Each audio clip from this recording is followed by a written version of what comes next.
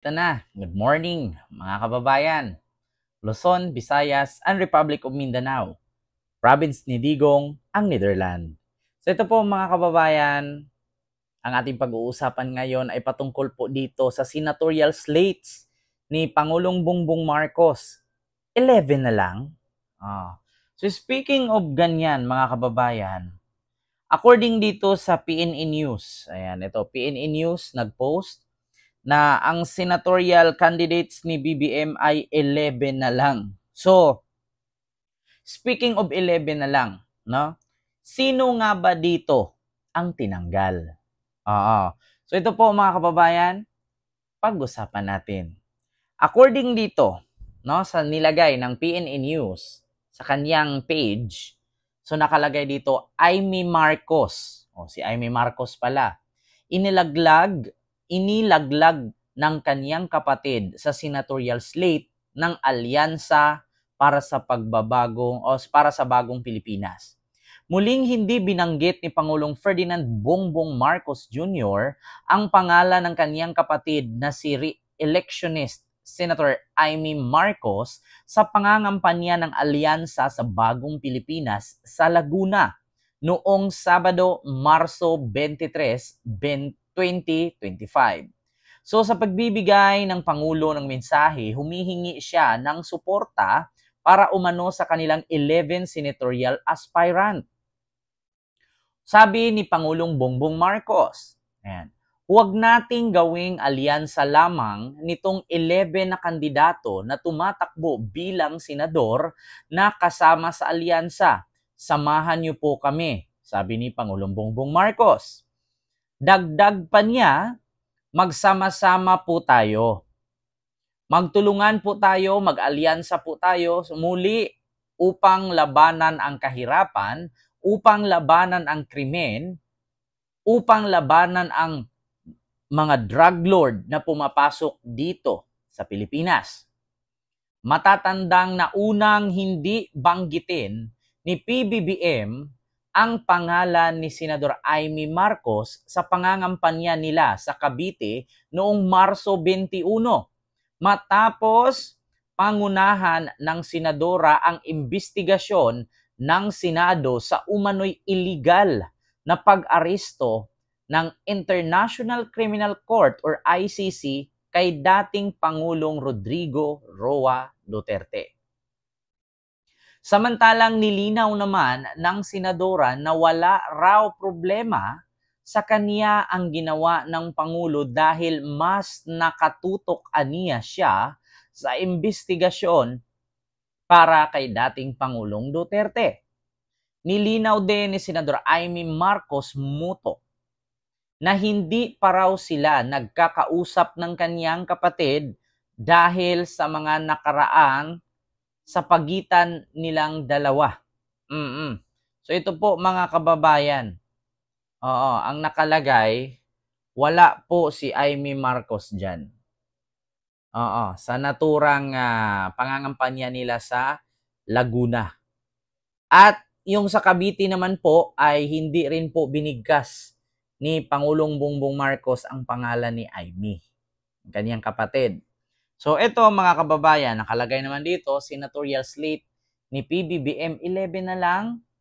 Muling hindi binanggit ni Pangulong Ferdinand Bongbong Marcos Jr. ang pangalan ng kanyang kapatid na si re-electionist Senator Amy Marcos sa pangangampanya ng Alyansa sa Bagong Pilipinas sa Laguna noong Sabado.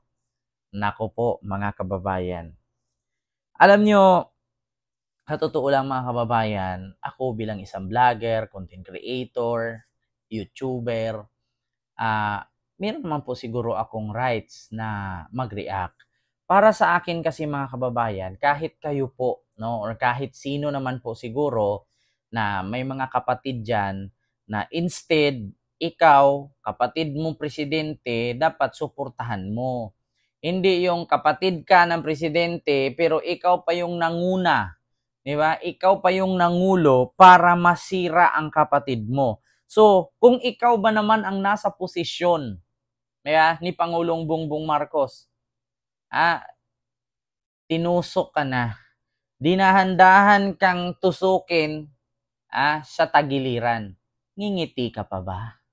Kaya, alam mo sa totoo lang, meron nga tayong kasabihan mga kababayan huwag tayong magtiwala sa iba.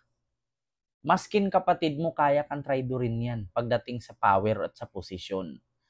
Kaya ang pinakamagandang bagay na gawin, magtiwala ka mismo sa sarili mo. Maskin nga asawa mo, pwede kang ibagsak yan pwede kang traidorin yan Maskin anak, pwede kang traidorin. Ang tanging gagawin mo lamang ay magtiwala ka sa sarili mo. Huwag kang basta-bastang magtiwala sa mga nakapaligid sa iyo. Kasi minsan, yan ang babagsak sa iyo. Yan ang magbabagsak sa iyo. Kaya sa totoo lang mga kababayan, katulad lang sa nangyari kay dating Pangulong Duterte. Halos araw-araw, buwan-buwan, nakikita mo kapag may rally na mautog rally. Laging sinasabi, meron tayong presidenteng bangag noon, bangag ngayon. Laging sinasabi. Tapos, sunod rally ulit, meron tayong presidenteng adik. Meron tayong presidenteng weak leader. Ngayon, si Pangulong Bongbong Marcos, tahimik lang. Tahimik lang ang BBM ninyo. Ngayon, hindi lubos akalain ng sambayanan na pumapalakpak kay Digong, sumusuporta kay Digong, na kapag nagsabi si Digong, bangag ang presidente natin ngayon, papalakpak sila, para silang mga tanga, para silang mga bubo. Ngayon dumating ang hindi inaasahan, bumaba ang warrant ng International Criminal Court or ICC. Dumating na. Pagdating ng warrant, pwede naman na hindi tanggapin ng Pilipinas ang warrant ng ICC at hindi tayo makipag-cooperate. Kasi presidente lang ng Pilipinas ang may power pagdating sa ganyan. Ang problema ngayon, tinanggap ni Pangulong Bongbong Marcos ang request ng Interpol na arestuhin si Digong. So, ngayon mga kababayan, traidor ba ang maituring kay BBM na tinanggap niya ang warrant para hulihin si Digong? Or deserve lang ni Digong ang maaresto at makulong? Paki-comment dyan sa comment section. Kasi kung kayo ang nasa puder or nasa side, or sa sitwasyon ni BBM, sa loob ng ilang taon niya bilang presidente ngayon, 3 years mula 2022, hindi pa siya nanalo, sinisiraan na siya ni Rodrigo. Bangag, weak leader, kagamit ng cocaine, addict, yan yung laging naririnig natin sa bunganga ni Duterte. Ngayon, mag-expect ba kayo na pag merong mangyari kay Duterte, tutulungan pa ba ni BBM? Kung ako ang nasa sitwasyon ni BBM, mabulok ka dyan sa kulungan. Nung panahong nasa laya ka, nasa power ka, utang ina mo ka, araw-araw mo kung sisiraan sa social media, araw-araw mo kung binagsak sa mamamayang Pilipino. Tapos ngayon dumating ang panahon na para sa'yo, traidor na ang tingin nyo sa akin. Si BBM sa totoo lang mga kababayan, naglinis lang siya ng basurang iniwan ni Digong noong kasagsagan or noong panahon na si Digong ay presidente pa. Yun po ang totoo. Hindi po traidor ang tawag doon. Kasi alam naman po, maskin DDS, alam ninyo kung paano sirain ni Digong si BBM. Alam ninyo kung paano ang sinasabi ni Digong kada may rally, bangag si Marcos, adik si Marcos, meron tayong presidenteng adik. Yan yung laging lumalabas sa bunganga ni Digong. Ngayon dumating ang warrant ni Digong at hindi hinarang ni BBM, sasabihin ninyo, traidor. Kung ako nasa sitwasyon ni BBM, deserve mo yan. Sabi nga ni BBM, papalagan ko yan. Kung ganun lang kadali na bastusin nila ang presidente, ano pa tayo, mga ordinaryong tao? So, yun nga. Sad to say, ando na sa ICC.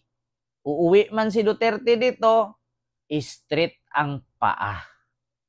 Sa madaling salita, makakauwi siya dito, patay na.